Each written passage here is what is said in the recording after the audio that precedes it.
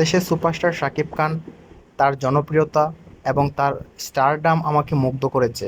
ভারতীয় সাংবাদিকদের কাছে এভাবেই শাকিব খানের প্রশংসা করেন ভারতীয় অভিনেত্রী মিমি চক্রবর্তী।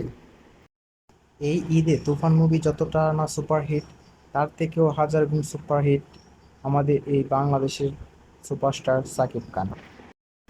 তার সাথে সাথে মিমি চক্রবর্তীও এইবার বাংলাদেশের দর্শকদের কাছে সুপারহিট নায়িকা হিসেবে পরিচিতি পেয়েছে।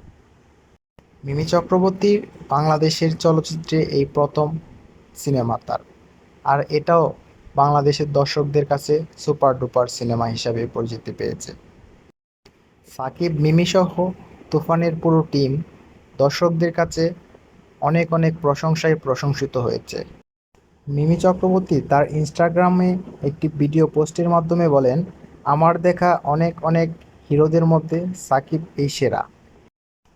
সাকিব খান যে এত জনপ্রিয়, এত কিলডাম তার এবং এত জনপ্রিয়তা তার সাথে কাজ করার আগে আমার জানা ছিল না।